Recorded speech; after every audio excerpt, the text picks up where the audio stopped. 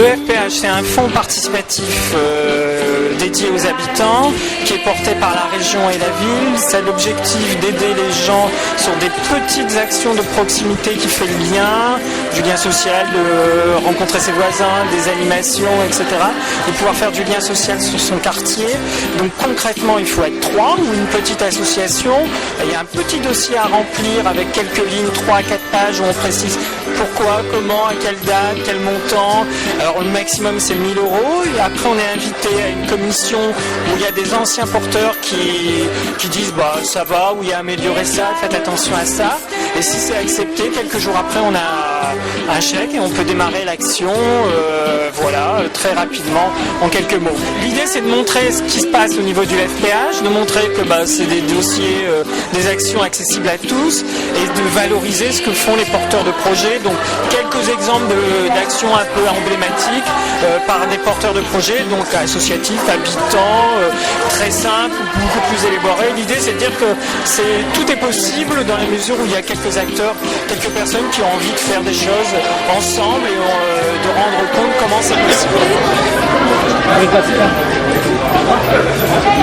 On a fait un voyage de création et grâce à ça on a acheté nos vivariums et nos vivariums surtout. On propose des vivariums dans les écoles, donc des kits. On fait des animations de nature dans les écoles, donc sur les petites bêtes, même les grosses bêtes. On fait des forums. Là aujourd'hui on est à coup de pouce. Donc on présente nos insectes et ce qu'on a fait avec coup de pouce. Alors l'association Servir, elle est sur Roubaix depuis 6 ans, elle fait beaucoup de choses, donc on est vraiment un panel d'activités, aussi bien dans le domaine juridique, donc on a une permanence juridique, on a deux personnes qui tiennent la permanence, Monsieur Tuimi qui tient la permanence avec Monsieur Évrard. Donc on a de tout, on a du prud'homme, des cartes de séjour, des naturalisations, un peu de tout. Grâce au PH, on a fait une grande journée, mais vraiment une journée phare pour nous, qui est un temps fort. Le matin, c'était des conférences débats sur l'interculturalité et la lutte contre les discriminations.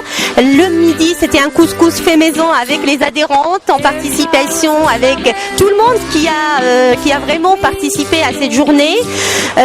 L'après-midi, c'était des activités, un après-midi festif, c'était le Portugal, le gospel, le Maghreb, vraiment de tout. Et donc ça flamenco, donc c'est vrai. Et donc ça nous a permis un peu de partager un moment de convivialité, de partage et d'échange assez enrichissant et assez important. L'association pour la connaissance des civilisations, des cultures et des rythmes d'ailleurs, je suis pour l'interculturalité, la complémentarité des uns et des autres sur la base de la culture, de la cuisine, du rythme de vie des uns et des autres pour créer un monde meilleur. Voilà. Mais là, je suis impliqué avec Evelyne dans un projet agricole en complément d'aide aux enfants de la rue.